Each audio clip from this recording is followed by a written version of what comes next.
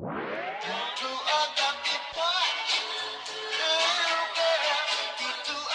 everybody, welcome back to my channel. If you're new here, my name is Caitlin and I upload 3 times a week on this channel.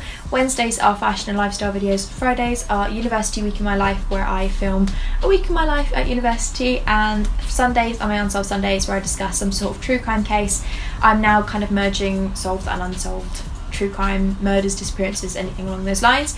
But today I am back with another one of my mystery week videos. If you haven't seen already, I've been uploading a mystery video every week for this next week, Sunday to Sunday, so yep, you should definitely go and check out all the other videos that have already been posted and keep an eye out for the ones for the rest of the week as well. Today I'm going to be discussing a solved case, and this again was another suggested one, so thank you guys for your suggestions. Definitely keep them coming in. I'm always doing research on new cases, so if you ever want a particular case to be discussed in future weeks' videos, then definitely leave those in the comments or DM me on anything. Today we're going to be discussing the technically solved murder of Danielle Jones. Danielle Sarah Jones was a 15-year-old girl from East Tilbury, Essex in England. She went missing on the 18th of June 2001 and she was never seen or heard from again. So like I said, this case has actually been solved. However, it's so awful, the thought of this, but Danielle's body has never been found, and the man that they've got in custody, who they are, you know, virtually sure enough to have convicted of kidnapping her, continually to this day has refused to give up any information as to what he did to Danielle and where he hid her body. So it's so awful that her family have gone all these years without any answers. But yeah, I'm just going to discuss the case and go into it a little bit. As usual with my solved cases, they aren't always the longest videos, but I hope you guys still find it interesting anyway, and we shall just get started. So as I mentioned before, Danielle Jones was 15 years old at the time of her disappearance. She lived in East Tilbury in Essex, and she was just a well-rounded, well-loved girl. I'll have a photo of her on the screen as always, but she was an absolutely gorgeous girl. She was well loved and she had loads of sort of loved ones surrounding her, and to this day, like, her family and loved ones have never stopped looking and holding out hope for finding her. On June the 18th, 2001, Danielle Jones left her East Tilbury home at 8 AM to go and catch the bus to school, as her usual route or routine is. Unfortunately, she never actually made it to her usual bus stop and was never seen again. So as you can probably imagine, the investigation into finding Danielle went on for many years. It's still, like I said, going on to this day. There were so many leads that were followed up on and so many questions that were asked, and unfortunately Danielle's body has never been discovered. Just 5 days after Danielle's disappearance, her uncle, his name was Stuart Campbell, he was arrested on suspicion of carrying out her abduction. Stuart Campbell was a father of 2 children, and he was actually related to Danielle, as he was married to Danielle's blood-related aunt. So when they'd initially been aroused suspicion around Stuart Campbell, authorities had remained kind of hesitant to do anything too drastic for fear of Danielle's life. So they had suspicion that he had something to do with her abduction, but they didn't want to act too hastily, just in case he had been holding her somewhere, and you know, she would be in danger if he was just arrested and refused to tell them where they were. While Stuart Campbell was in custody, he remained extremely uncooperative. He just refused to answer any questions, he didn't want to tell them any detail, and he just didn't aid the investigation in any way, despite being her uncle, whether he was innocent or guilty.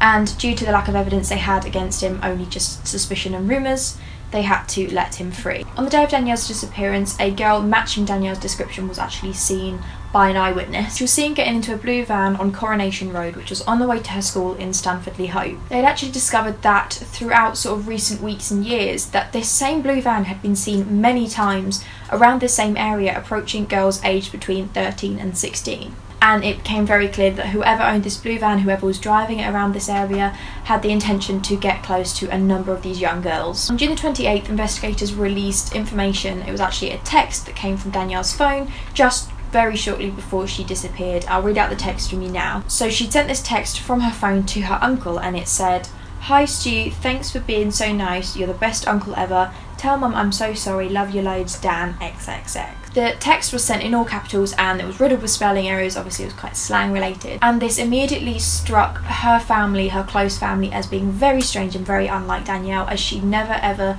sent texts in all capitals or spoke in that way over the phone. She was known by her family to only ever use completely lowercase letters in her texts. On June the 12th, 3 young boys actually came forward and made a testimony, and they said that they'd seen Danielle that morning, as she had initially been heading in the direction of the bus stop before they watched her turn around and head back in the direction of her home. And it was at this point that she was spotted talking to the guy in the blue van. Bearing in mind at this point, Stuart Campbell, her uncle, was still a free man, and he was free until August the 17th. It was on this date that he was rearrested on suspicion of actually carrying out her murder because her body was still missing. There was a huge break in the case at this time that actually led them to the estate Campbell was living in at the time, although whatever this break was, it was never released. The details of this particular break in the case was never released, but it was enough to lead them to Campbell. On October the 14th, 2002, Stuart Campbell appeared in court, and due to the fact that there was no body to aid the prosecution in their case, they had to rely on the fact that Danielle was seen talking to a man in a blue van at the morning of her disappearance. And as investigators pointed out, the blue van that was described by a number of eyewitnesses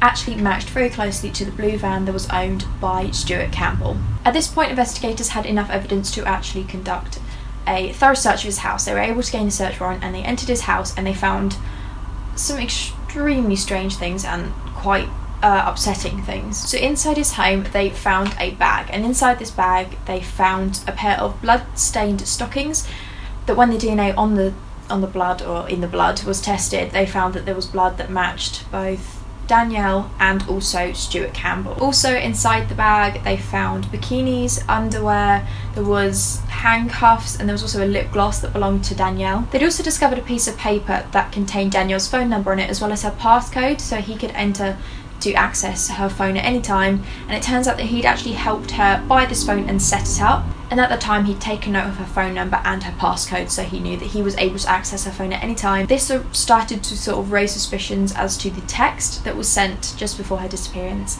and whether Danielle was actually the person to send this text. Inside Stuart Campbell's home they also found a number of diary entries written by him confessing his compulsive obsession with young and teenage girls. During these diary entries he also admitted his very strong and unnatural feelings for his young niece Danielle. There was also a key found in his house to the Joneses' home, which is Danielle's home.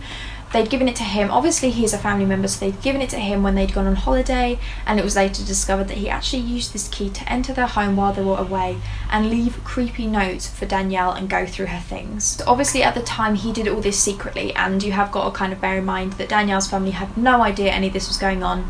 Danielle, obviously, if she was aware that it was Campbell doing so, she kept it quiet, most likely through fear, because she knew that he was an adult and he was close to her family, or he was a member of their family, and in a lot of cases like this it is very likely that she was kind of adamant that no one would believe her if she told anyone what he was doing to her. During the investigation, Danielle's mum said that she recalled a day just a few weeks before her disappearance where Danielle actually came home from school, and she immediately came across as seeming quite uneasy and flustered. When her mum asked Danielle what was wrong, why was she so flustered, she said that Stuart Campbell had appeared at her school without her knowing. They actually took her back to his home, where she told her mum that she had a strange altercation with him, but wouldn't go into details as to what actually happened inside Campbell's home. Her mother said that she had, now thinking about it in retrospect, at the time noticed some unusual marks on her neck, but because they weren't blatantly obvious and Danielle hadn't made such a big deal about anything, that she wasn't really sure whether it was something she would approach again. And obviously she had just no idea the extent to which he was harassing her. Stuart Campbell had provided authorities with an alibi, and he said that he had been in a place called Rayleigh in a DIY shop at the time of Danielle's disappearance. But this had proven to be false when they discovered that a phone mast had actually picked up a signal coming from his mobile phone in the same location as Danielle's mobile phone signal around the time of her disappearance. And this signal proves that his phone, at least, was nowhere near Rayleigh or the DIY shop that he had claimed. The phone mast also picked up signal to suggest that at the time Danielle had sent the text message to her uncle, Stuart Campbell's phone had actually been in the same area or at the same place. So investigators later concluded that it was the most likely scenario, that he had actually been able to access Danielle's phone himself, and he sent the text messages to himself to appear as though she had disappeared of her own will. The investigation into Campbell became even weirder when they found even more disturbing things. They went went through his computer history while they were searching his home, and they actually found that he'd set up a fake business front under the name of Cinderella Photography. He used this name and this fake company to lure in young girls to his home, where he would take inappropriate photos of them. Not only would he stalk these girls and give them fake business cards and convince them that they should model for him, but he would also then just follow these girls without them knowing and take photos when they weren't even aware he was doing so. So obviously it was now guaranteed that Stuart Campbell was not a well man, and he was a very deranged, disturbed man, and he had a very strange obsession with young girls. But this was only further proven when they looked into how he'd actually met his first wife, and she came forward and said that she had met him when she was only 15 and he was 23 years old. He had approached her at a swimming pool while she was wearing a bikini, and he just showed an immediate interest in her. So this led investigators to believe that he'd always had this unnatural obsession with young girls, and that it only became violent when Danielle, his niece, had actually rejected his advances. In December of 2002, Stuart Campbell was found guilty, and he was convicted to 10 years in prison for Danielle's abduction and then a life sentence for her murder. After an appeal not long after his sentencing, he was granted the ability to apply for parole in 2021. Campbell still remained uncooperative throughout the entire trial and case, and to this day he still released no details about whether he took Danielle, what he did with her and how he killed her, or what he did with her body. He has released no evidence whatsoever, and it's awful. After Stuart Campbell's trial, a girl actually came forward and said that in 1989 he'd held a 14-year-old girl against his will in his home and forced her to pose while he took photos of her. So this just made him seem even more guilty and proved just how insane he was. So in many of the cases that I discussed, there seems to be a lot of issues in terms of the authorities and investigators, and areas in which they slack off or they don't do a good enough job, and they eventually do something that causes someone's body to be missing, or just there's usually a mistake involved on the police's behalf. However, the case of Danielle Jones is a prime example of just how amazing police work is. They just seem to have done an amazing job throughout this case, even to this day, like I said, as they are still looking for the young girl's body. They've never stopped looking, and her family have reassured the public that they are still looking for Danielle's body. In May of last year, authorities announced that they would still be looking for closure in Danielle's case after they've received an anonymous tip to suggest that the body may have been held in a place called Thurrock, which is in Essex. On May the 15th last year, they began to search a place called Stifford Clays in Thurrock, as they believed that there was a body of Danielle Jones in a garage there. This was very close to where Campbell had actually been living at the time of Danielle's disappearance. But unfortunately, this break did not lead to the discovery of Danielle's body, and to this day, Campbell remains uncooperative and refuses to tell anyone where he hid her body, which is absolutely disgusting considering he was a member of the Jones family for so long and he's put them through all of this heartbreak. A lot of people believe that they will never find out where Danielle's body is, despite remaining hopeful. I obviously, as I'm sure a lot of you will, remain in hope that she will one day be found and her family will be able to receive closure, but unfortunately, as the track record goes for Stuart Campbell, he is refusing to be cooperative in any way. So this is one of those cases where if anything were to happen from one of my videos, it would be that someone on an off chance would be able to find something, recognise something that they hadn't realised was evident in the case. So I just want to do my bit and put Danielle's face out there in hopes of one day bringing her family closure. So that is the end of what I'm going to be discussing about this heartbreaking case today. Let me know down below your thoughts on it and any other cases you want me to discuss in future weeks' videos, and I will see you guys soon for another video.